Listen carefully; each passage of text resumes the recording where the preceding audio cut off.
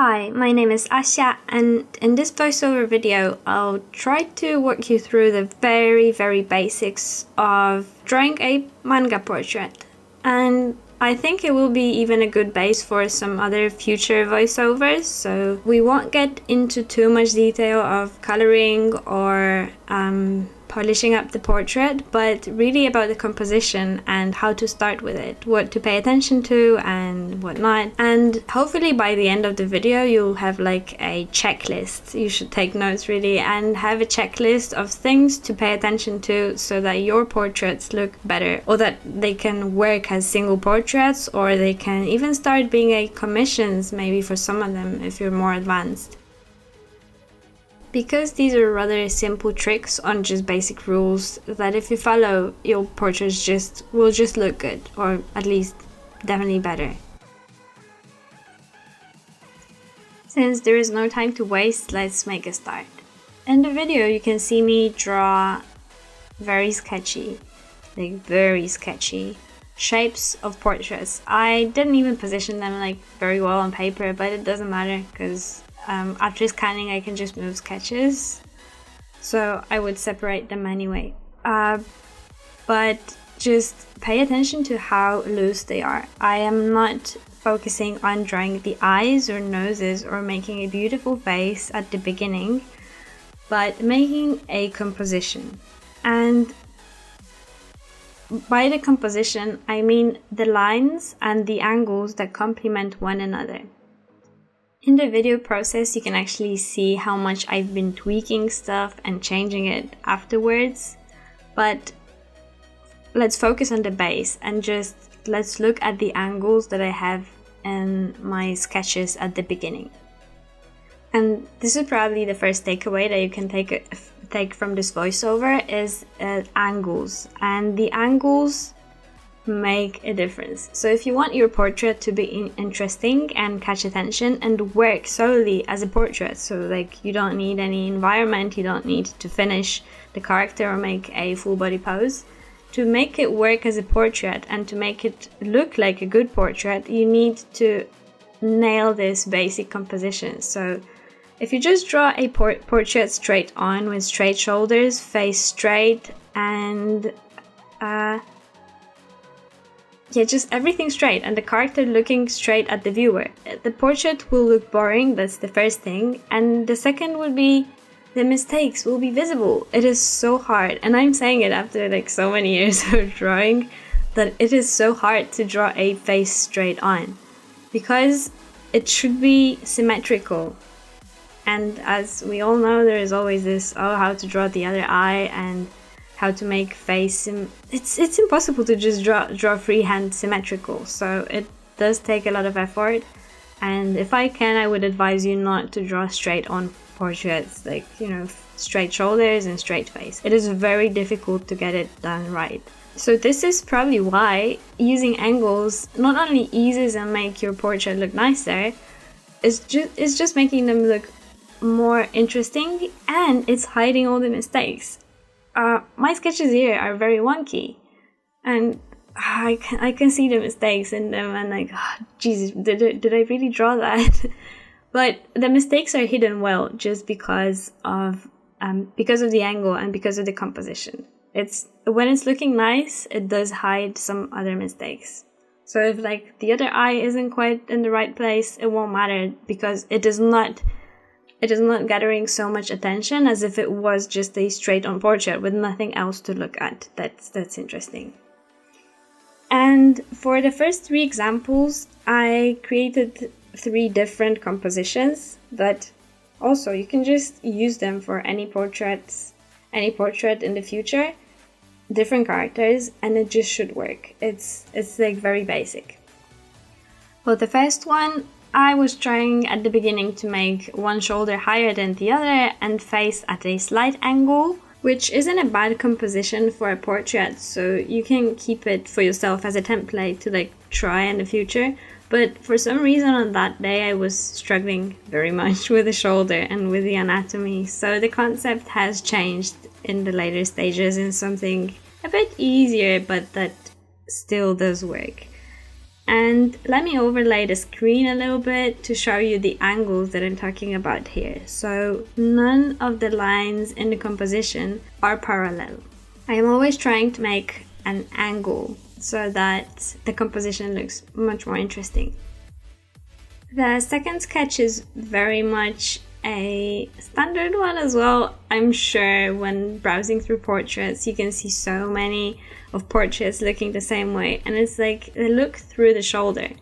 It's also a very effective one that you can use as a portrait, and yeah, it just looks nice. And if you nail the angles, if you make sure the angles are just looking nice, and even if the shoulder with the other shoulder is creating sort of a parallel line with the eyes, I made a cut at the bottom, like I ended up the portrait the way to be at a different angle, so that the angles of the composition change very much. So if you want effective portraits, yeah, we got two bases for now. Yeah, apart from the fact that later I just erased the whole first one to make a new one, but I tried to keep it similar. The third one is very much simpler, like a very standard, but what I tried to do was I tried not to draw the face straight, because again, that would gather much more attention to all the mistakes that I'm doing. And as you can see, I'm trying to fit in many sketches in just 1 hour, because it was, yeah, I can tell you a secret, like this was recorded at 2 in the morning and I had a very little memory on my card, so I had to keep it under an hour, and then I didn't even have access to my tablet, so I colored everything in with mouse. But I think there are certain points that are making those portraits effective, even though they're very short, very sketchy. The composition of them and the basics that we're trying to get through in this tutorial are just making them work. On some other day, maybe I'll try to study a bit more and make a tutorial about anatomy and how to create, different shoulder positions that are correct in the drawing. This is kind of difficult to get right, but we're focusing on the composition of the portraits today and not really on the anatomy. If you get the composition right, you can get away with quite a few mistakes, so if the anatomy isn't on point, it still should work. These are very basics, and if you want, and I keep repeating that, if you want drawing to be fun for you, anatomy is obviously very important, but at the later stages in the drawing. If I was a beginner and I was just starting out and someone told me that I need to study anatomy, I would probably give up drawing straight away, because let's face it, it's kind of boring, right? So if you wanna have fun, just have fun drawing at first, and then if it's not enough for you after a while, then you can try to fill in the gaps, trying to catch up on the anatomy, or just try to look at your portraits or try to look at your figures and see what is bothering you there, what's not working, and then study the anatomy. So yeah, ignoring the anatomy. After doing 3 of those sketches, I thought it's like not really enough for a good base, and if you might get bored pretty quickly if you just carry on doing three portraits on, like, all the same 3 bases.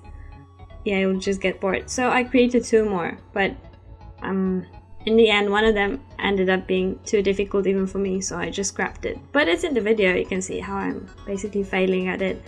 Kind of difficult angle, but if you want to challenge yourself and you're sure you won't give up, then feel free to try it. I'm not sure if I focused on it yet or not, if I mentioned it, but it's also a good method to keep everything very sketchy for most of the time. You saw how I focused on the composition, so I wasn't adding any details until later on, just putting placeholders everywhere, many lines, many construction lines, just to see if the composition is working, if it's there. And I'm not afraid to use eraser and just erase everything and start over. And this is something that I was very scared at the beginning. I was basically so precious about my lines. I was scared to erase something in case the next time I try to draw it, it would look worse. I know it's not looking quite right yet, but I was scared that if I try to draw it again, it will look worse. And of course, it happened many times that I erased something and I couldn't even get it as good as it was before. So it was still not right, but it was better than all the times after that. And I was very disappointed with myself. But I didn't really realize that this is what the drawing is all about. You have to have fun, you have to experiment. And sometimes it's just 1 millimeter that you're off and something looks completely wrong. So it's not big changes that you have to make. These are very tiny changes.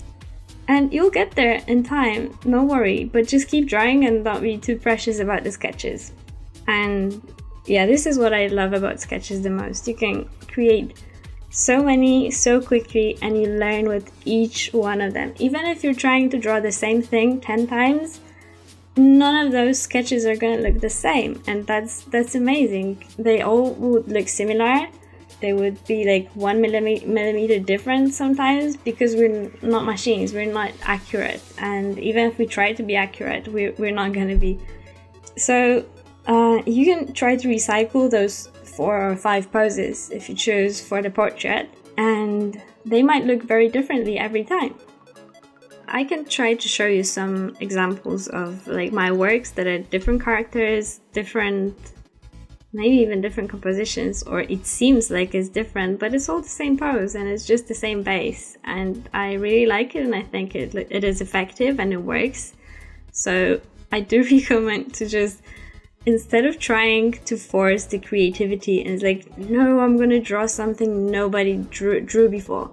That's not really how we learn. We gotta start somewhere, and using something that is how do I even say it, that is just good. It's a rule, it's a composition, it's how it should be. Just to follow and copy it, it's not really, I know it would bother a lot of artists and feel like they're copying a pose, and that's something they shouldn't do, but very much you should. All the Renaissance or any other portraits, even ancient paintings, they are all using the same rules. This is not something I invented or I nicked from another famous artist, but this is just a canon that it's repeated. It's good and it's always been good. So don't ever feel like you're copying someone just by using their pose. Well, obviously, if you copy every single detail, then that's a copy. But if you just use the canons and the same rules to follow in your drawing, this is a very much good practice, and nobody should ever feel bad about it. Okay, so just to sum up what I just said, I want to mention that if you want to copy any of my drawings or any of my poses, you're free to do so, and I'll never say a bad thing to anybody. I do always recommend young artists and people starting out to copy. Posting in the internet is different, of course. That might sometimes be a copyright violation if you're not careful with it and if you just copy everything strictly. But for your own learning, I do recommend copying, not tracing, copying. So like drawing freehand. You do learn a lot by doing that. And just watching the tutorial, bear in mind, won't teach you anything. I remember myself, I was watching so many tutorials at the beginning. It's like, yeah, I have learned a lot. It's such a cool stuff. Yeah, move on. I'll watch another tutorial. And then when I got to my own drawing, it wasn't working. I couldn't draw anything. My drawings weren't effective. They were still wonky and ugly, and something was wrong all the time. Like, if not everything.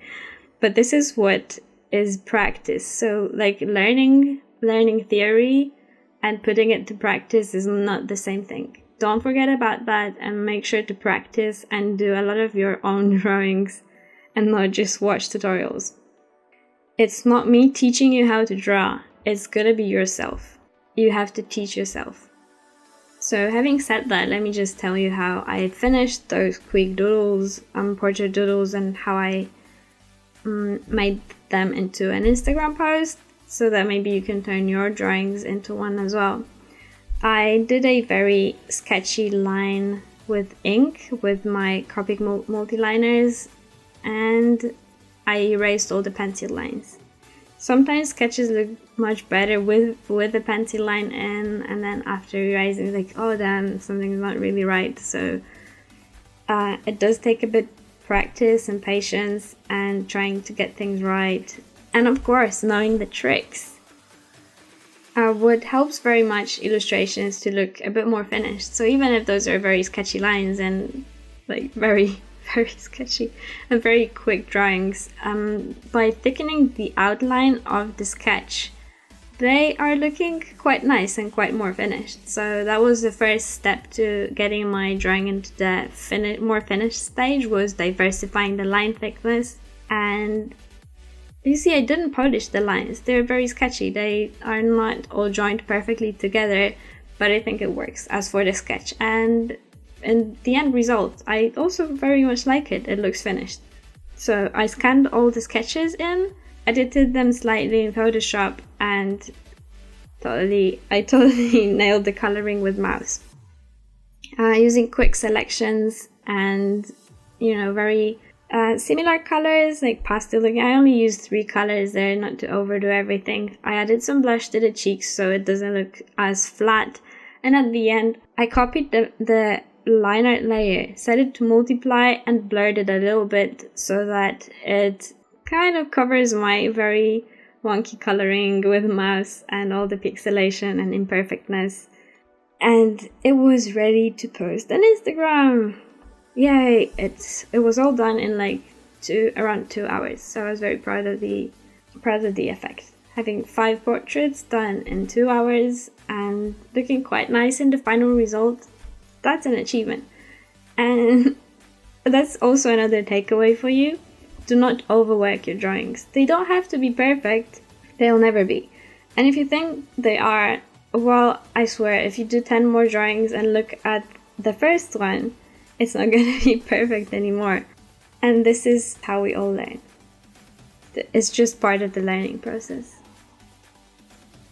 If you want to know more about the coloring, please take a look at the Photoshop files that I'm also providing with this tutorial, and analyze all the layers and how I did all the coloring. Switch them off and preview with and without details or colors or some other layers. And hey, of course, I always want to see if you have any results after watching the tutorial. So if we manage to soon open a Discord server, I'll make a place to put all the homeworks there. For now, if you do need a homework, make sure to draw 3 portraits in those 4 poses that I created as an example. And don't force yourself to be creative. Just make it simple, make it the simplest you can, and aim more in the number rather than in them being perfect. Don't forget to have fun and enjoy the process, and keep drawing, guys. Good luck, and until next time.